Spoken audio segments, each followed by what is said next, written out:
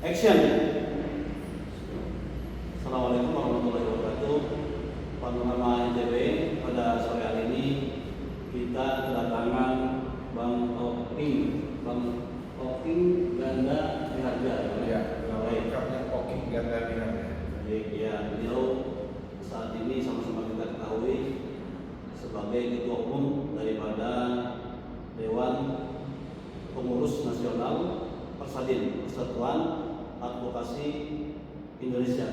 Ya. Baik, selamat datang di Lombok Bang. Selamat sore, mudah-mudahan. Terima kasih. Ya, baik. Mungkin ada beberapa hal nih Bang ya sebelum kita ini saya lihat kayaknya Bang ini sering bolak-balik Jakarta terus ke daerah-daerah ya. Ini apa agenda-agendanya Bang kira-kira Bang? Apa agenda bisnis atau agenda terkait dengan organisasi atau apa? Jadi pertama saya sangat hobi juga senang untuk traveling karena saya sering menyampaikan kepada orang-orang yang lebih muda dari saya untuk supaya kita itu mempunyai pekerjaan itu kalau bisa sinkron dengan hobi. Supaya apa? Ketika pekerjaan itu sinkron dengan hobi, maka pekerjaan yang kita jalani itu akan kita jalani dengan ikhlas, enjoy dan artinya fokus. Oke. Nah, sekarang hari ini kebetulan ini ya para pemirsa yang sama-sama kita tahu bahwa kita lagi ada di Lombok ini sekarang. Mungkin sebelum kita banyak ngobrol tentang masalah aktivitas kita di Lombok, saya ingin tahu dulu tentang penilaian Abang tentang Lombok. Saya tahu pernah Abang dulu beberapa tahun yang lalu ke sini ya. Nah, sekarang ini kira-kira apa kira-kira yang bisa kita dengar testimoni lah sih tentang Lombok. Ya, memang sepengetahuan saya Nusa Tenggara Barat ini memang pada saat awal dipindahkannya bandara ya dari Sela Barang ke yang sekarang ya, itu sejalan dengan dibuatnya Mandalika. Jadi memang Nusa Tenggara Barat ini utamanya dengan Pulau Lombok sebagai tujuan wisata. Bahkan sekarang ini tujuan wisata internasional. Bayangkan saat ini ada sirkuit ya yang dulu zaman Pak Soeharto ya Orde Baru, sirkuit yang kita ketahui kita kenal yang internasional adalah sirkuit Sentul. Sentul itu adanya di Jawa Barat. Saat ini sirkuit yang terkenal itu bahkan dikelola oleh Badan Usaha Milik Negara atau Danau Tanah itu adalah sirkuit Mandalika dengan tinggi desinnya, Yume ya. Dan itu mereka setiap tahun melaksanakan kegiatan di Nusa Tenggara Barat atau di Pulau Lombok ini. Jadi artinya pada saat saya nggak bisa bayangkan Lombok ini ketika ada event itu. Saat ini saja saya hari ini Jumat, Sabtu sampai Minggu saya kemarin kebetulan ada beberapa rekan yang ikut bersama saya. Mereka pulang harus transit dulu ke Surabaya, kemudian ke Batam, baru kemudian mereka bisa sampai di Riau. Begitu juga saya pribadi ketika berubah pikiran kemarin untuk pulang ke Jakarta, itu harus transit Surabaya. Jadi sangat penuh sekali traffic yang langsung pada saat akhir pekan. Ya. Artinya Lombok sebagai tujuan wisata kedua sesudah Bali sebenarnya bisa dicapai asal pemerintah provinsinya saat ini bisa mencontoh apa yang dilakukan oleh ya tentu saja pariwisata kita di Indonesia di provinsi Bali. Baik. Oke Bang, terus apa namanya kita coba untuk mengenal Abang lah ya dari sisi kita sama-sama tahu Abang itu bergerak di bidang politik, kemudian juga di hukum, ya kan, juga saya lihat juga di bisnis ternyata luar biasa ya. Nah sekarang ini kira-kira waktu Abang masih kecil itu kira-kira ya, apa dalam pikirannya itu yang memang arahnya apa memang mau jadi seorang ahli hukum, apa mau jadi bisnismen atau menjadi orang yang bergerak di bidang yang lain kira-kira apa memang dia spontan atau memang sudah direncanakan? Jadi gini, memang dulu tujuan hidup saya yang pertama itu artinya saya itu bagaimana caranya untuk bermanfaat untuk orang banyak. Iya. Karena untuk bermanfaat dengan orang banyak tentu kita harus membanyaki atau memaksimalkan silaturahmi. Karena sesuai agama kita bahwa silaturahmi itu membukakan pintu rezeki, kemudian mempermudah segala urusan dan memperpanjang umur. Karenanya saya pribadi dalam setiap kesempatan saya selalu mengajarkan kepada orang yang dekat dengan saya untuk selalu berpositif thinking. Berpositif thinking itu artinya seperti saya selalu menyampaikan bahwa ada 3 ilmu bergaul yang bisa saya sampaikan kepada siapapun. Yaitu pertama bahwa kita itu harus saling menghidupkan kartu. Menghidupkan kartu itu artinya saling membaiki diri, mengangkat, saling mengangkat. Artinya ketika ada yang nanya Pak Marzuki itu seperti apa, nah, kita akan jelaskan bahwa beliau itu adalah orang yang baik, apapun yang bisa bersinergi, semua positif. Apapun yang ditanya orang tentang Pak Marzuki kita sampaikan dengan positif. Artinya kita harus saling mengangkat, nggak boleh saling menjatuhkan. Karenanya saling mengirimkan kartu. Kemudian fakta tidak seperti itu ya. Ya, kira-kira seperti itu. Ketika kita berpositif thinking, maka semua orang yang akan dekat dengan kita adalah orang-orang yang positif. Nah, artinya kemudian kedua, setelah saling menghidupkan kartu, kita hindari kawan atau siapapun yang toksik. Toksik itu artinya membawa dampak buruk ke kita. Contoh, dia ketemu kita, dia menjelekkan kawannya. Mungkin besok dia kita yang akan dijelekkan, ya kan? Nah, kemudian ketiga, ketika kita tidak seide dengan orang itu atau siapapun kawan kita jauhi, tapi jangan kita musuhi, sehingga akhirnya kita zero enemy.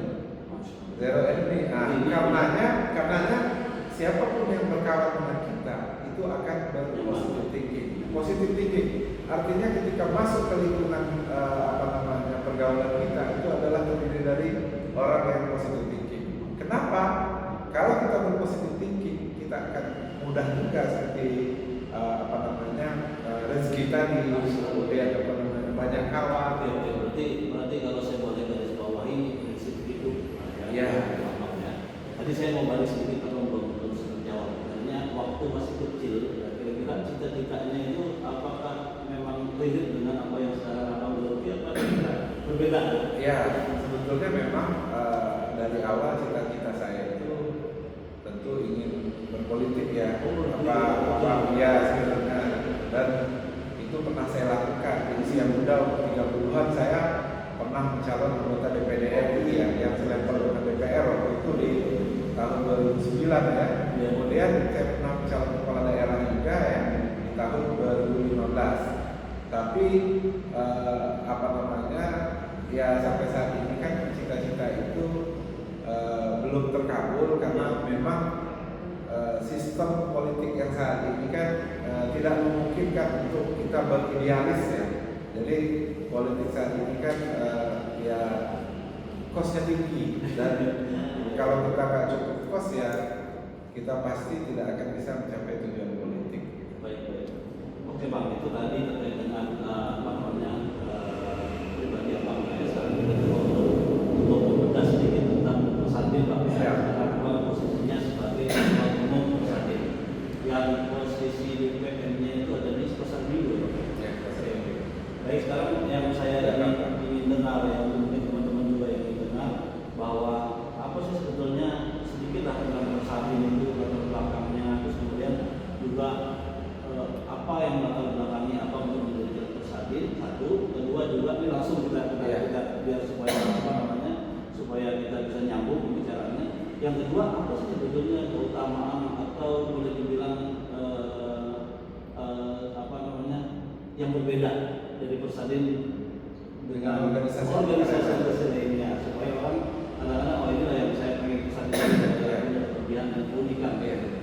Jadi pertama gini, Persatuan Advokasi Indonesia atau Persadin ini ya, kita dirikan dengan tujuan, visi dan misinya yang utama adalah membantu warga negara Indonesia.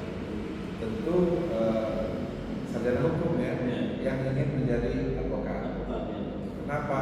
Karena pada saat sebelum menjadi seorang advokat itu seperti yang saya sampaikan tadi, saya berlatar belakang politisi. Jadi artinya banyak yang pengacara kemudian menjadi politisi. Kalau saya kembali Bang, politisi yang menjadi pengacara. Karena memang role model atau style saya lebih senang mengelola organisasi ya. Jadi karenanya ketika saya mendeklarasikan Persadi bersama kawan-kawan, ya tujuan utamanya itu artinya tentu mengajak orang-orang dekat kita tentu yang berlatar belakang sarjana hukum untuk bisa bergabung dan menjadi advokat. Kemudian Persadi ini beda ya dengan organisasi advokat yang lain. Tentu saja gini, sebagaimana kita ketahui bahwa organisasi advokat itu ada dua dasar hukumnya. Pertama berdasarkan undang-undang advokat, ya kan? Memang undang-undang advokat itu hanya peradu ya yang ada ya. Tapi ketika ada kebingungan, mohon maaf, ada banyaknya peradi, apakah peradi hasibuan atau peradi kirsak atau peradi pengaribuan, saat itu timbullah Sema 73 tahun 2015 yang memungkinkan selain peradi itu boleh mengajukan perubahan calon advokatnya di pengadilan tinggi. Jadi artinya gini, sah tidaknya suatu organisasi advokat itu ya kan tidak dilihat berdasarkan satu sisi saja, bahwa berdasarkan undang-undang advokat atau berdasarkan SMA. Artinya harus satu kesatuan yang utuh dari kedua aturan tersebut. Itu yang perlu saya tegaskan dan saya sampaikan supaya tidak ada klaim-klaim sepihak. Nah, selanjutnya tentu kalau kita bahasa rekrutmen ya, tentu saja di rekrutmennya. Kami di Persadi ini karena tujuan utamanya tadi memberi kemudahan, lebih fokus kepada kalau bahasa lapangannya kepada orang-orang yang sudah bisa nyetir ya, sudah bisa nyetir, kemudian mereka mereka belum punya SIM.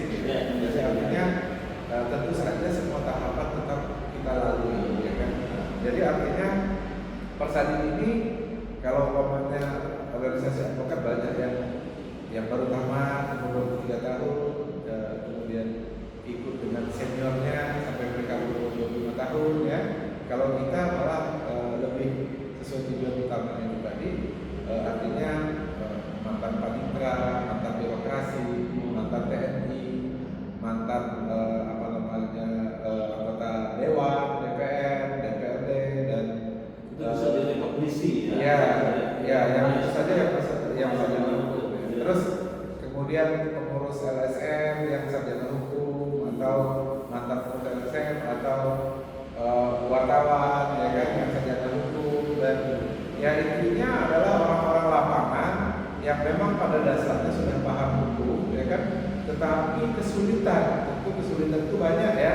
Karena apakah ada dikotomi, umpamanya dikotomi, ini kan udah tua, bisa nggak ya? Ini udah berumur, masa mau bareng dengan anak yang baru lulus kalau misalnya itu, artinya perbedaannya mungkin di pangsa pasar ya dan di basic untuk rekrutmennya. Kalau lain-lainnya artinya sama ya, mengikuti. Ini yang pertama ini nilai lebih ya. Nilai lebih lain ya. Yang jujur saya memang sempat saya lihat rankingnya atau daripada ITB ini termasuk yang keempat. Iya, luar biasa. Ada sebenarnya di atasnya Pradi yang kita termasuk sabitunan awalnya. Saudara tua kita terus ada AI juga ya, ada yang lainnya.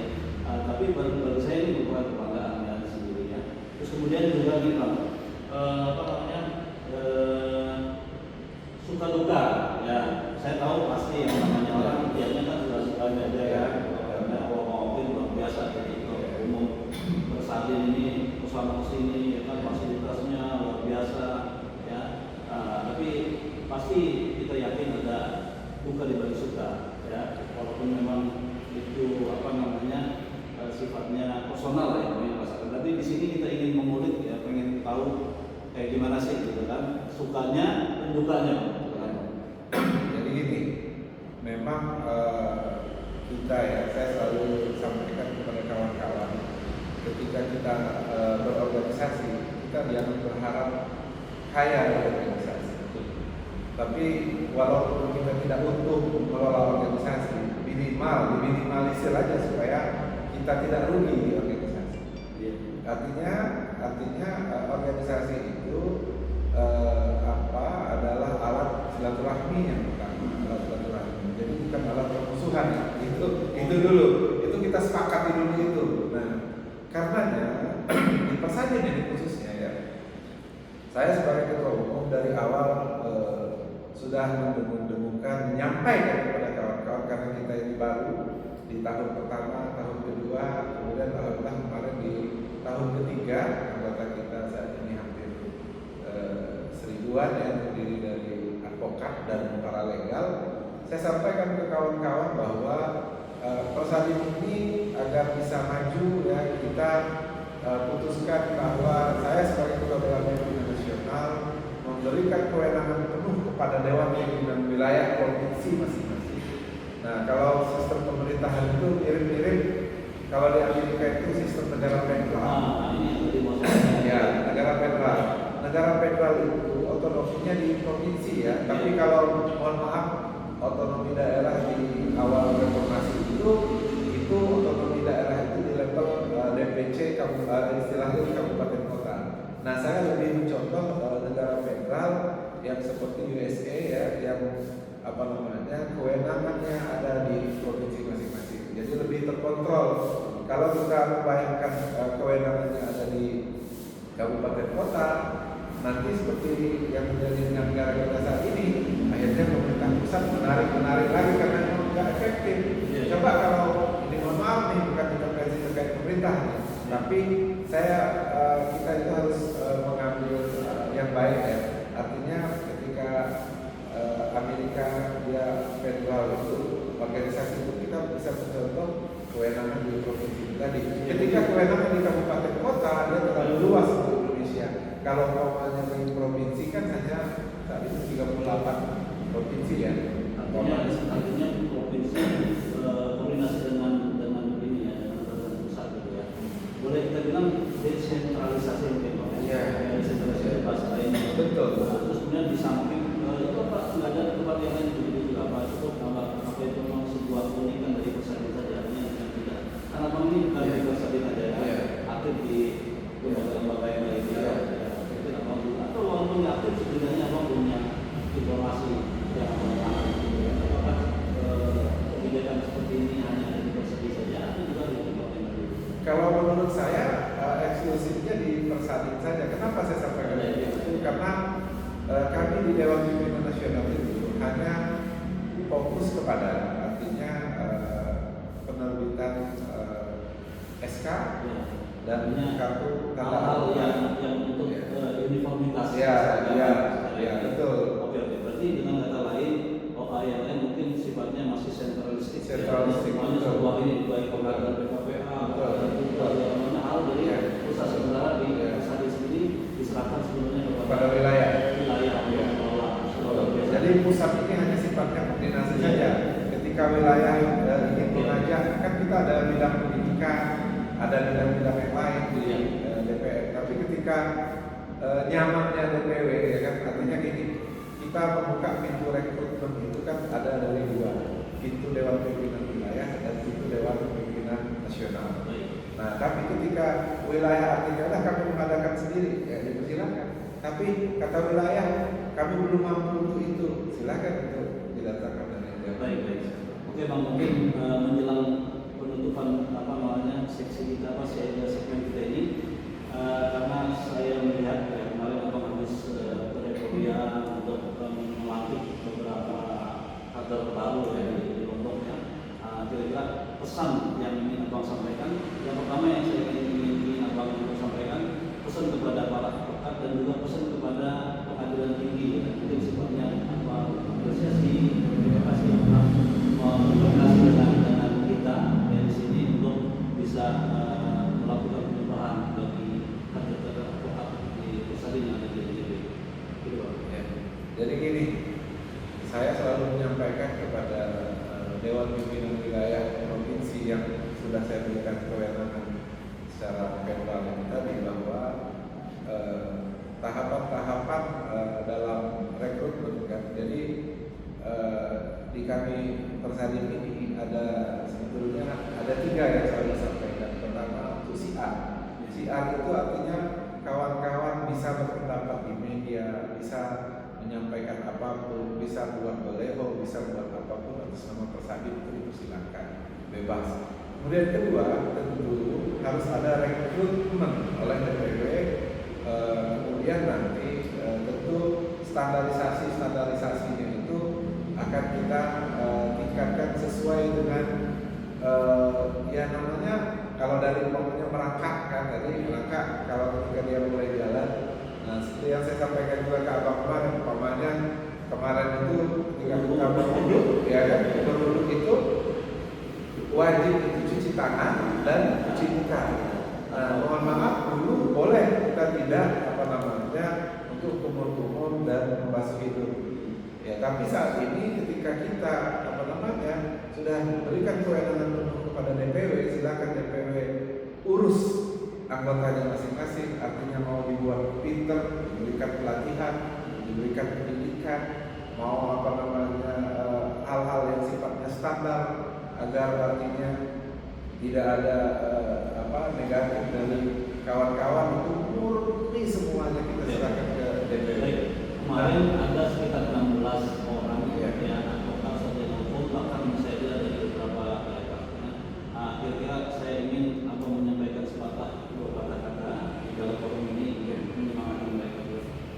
Pertama, saya mengapresiasi kepada Pengadilan Tinggi Nusa Tenggara Barat di Mataram yang selalu dan terus bersinergi dari awal keberadaan Persadim di Nusa Tenggara Barat. Saya sampaikan terima kasih dan salam hormat kepada Ketua Pengadilan Tinggi dan jajaran, dan saya sudah berpesan kepada Dewan Pimpinan Wilayah Persadim Nusa Tenggara Barat untuk selalu berkoordinasi, bersinergi, dan melaksanakan segala sesuatu sesuai dengan aturan yang berlaku. Kemudian yang perlu saya sampaikan kepada rekan-rekan kawan-kawan advokat yang kemarin telah dilantik, ya. Jadi advokat itu diangkat oleh organisasi advokat dengan surat keputusan dan kartu tanda anggota. Kemudian untuk diresmikan itu namanya dilantik. Diangkat kemudian dilantik oleh organisasi advokat. Setelah advokat itu diangkat dan dilantik, tentu sebelumnya sudah memenuhi syarat, ya. Artinya sudah PKPA UPA dan segala macam itu. Kemudian oleh organisasi advokat diajukan pengupahannya ke Pengadilan Tinggi sebagai advokat. Nah, artinya kawan-kawan yang sudah memiliki berita acara sumpah atau BAS itulah sesungguhnya yang disebut advokat. Karenanya kawan-kawan konsentrasi dengan pekerjaan yang ada, fokus. Nah, jangan lagi artinya di lapangan disibukkan dengan hal-hal yang nggak perlu. Artinya kawan-kawan begitu mendapat BAS itu menurut aturan, ya, begitu mendapat BAS itulah adalah advokat.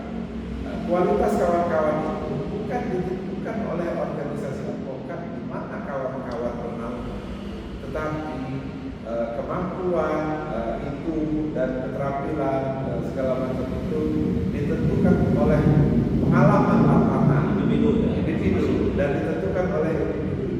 Terus selanjutnya kawan-kawan advokat jangan pernah memaksakan seperti dokter. Dokter tentu ada spesialis. Ya, ketika dokter jantung tentu dia tidak bisa untuk memeriksa telinga, hidung, tenggorokan, EHT. Karenanya sama seperti dokter, sebaiknya rekan-rekan advokat mulai menspesialisasi diri satu bidang. Nah, karenanya dalam membuat kantor hukum tentu kan ada aprilal dan partner. Umpamanya Pak Aprizal dia stylenya di pidana. Ketika ada kasus perdata ada apa? Ketika ahli umpamanya mohon maaf nih kawin cerai ke pengadilan agama, ya kan? Nah karena dia ahlinya cuma di perdata, ya jangan. Tapi dia masuk juga dalam surat kuasa. Jadi artinya memang segala sesuatu itu tak boleh memaksa.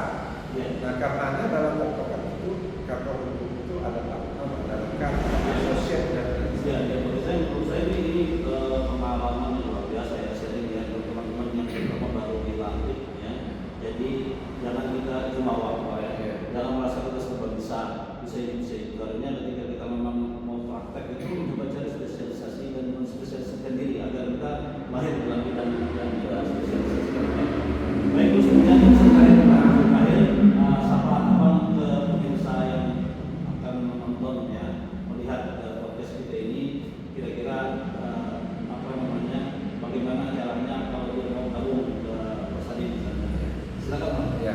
Sapa. Jadi yang pertama sesuai syarat saya tadi bahwa Dewan Pimpinan Nasional Persadi berdasarkan hasil rakernas kita kelola secara federal, artinya wilayah yang punya kewenangan untuk merekrut dan lain sebagainya. Karenanya jika ingin bergabung ke Persadi tentu hubungi Dewan Pimpinan Wilayah setempat atau Dewan Pimpinan Cabang Kabupaten Kota setempat atau ada di website www.persadi.id. Nah, pesan saya yang terakhir, konsen saja dengan pekerjaan, jangan pernah ada untuk berkonflik terkait organisasi, khususnya organisasi advokat. Jadi nanti di lapangan bekerja sama saja dengan siapapun dan dari manapun organisasi advokat yang berasal. Ya, bekerja sama. Kenapa? Karena kalian sesungguhnya semua peraturan itu tidak berlaku. Begitu Anda sudah mempunyai bas, maka Anda adalah advokat. Tidak ada kemudian Anda tidak advokat. Kenapa? Karena peraturan itu sekali lagi tidak berlaku. Jadi antara dia disumpah dengan organisasi advokat yang satu dengan organisasi advokat yang lain, sama-sama dapat bas, sama-sama dapat KTA. Jadi jangan ada waktu untuk berkonflik, ngurusin asal organisasi. Tapi fokuslah, jangan pernah menelantarkan klien. Karena kata Bung Karno, setialah kepada sumber. Sumber kita itu klien. Jadi kita harus apapun yang dikuasakan kita harus kita selesaikan. Ini sejalan dengan prinsip amanat yang kemarin. Ya. Baik, pemirsa, ya tanpa terasa kita sudah berada pada ujung dan tadi abang sudah closing statement. Ya, alhamdulillah tadi saya merasakan sekali hikmah. Ya, ini para advokat dimanapun berada, pesan abang ini luar biasa pegang baik-baik. Jangan pernah berkonflik, ya.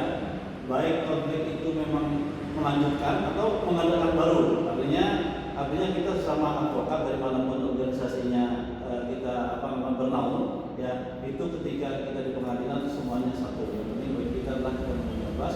Dan yang tadi paling penting itu, ya, jaga klien kita. Jangan sampai ambil surat kuasa, ambil uang, terus sia-sia tinggalkan. Ambil itu bang ya. Oke, baik. Demikian pemirsa, mudah-mudahan apa yang kita dengar dari Abang Oking itu daripada BPN Persadi bisa kita ambil faedah hikmah dan manfaatnya. Wassalamualaikum warahmatullahi wabarakatuh. Terima kasih. Luar biasa.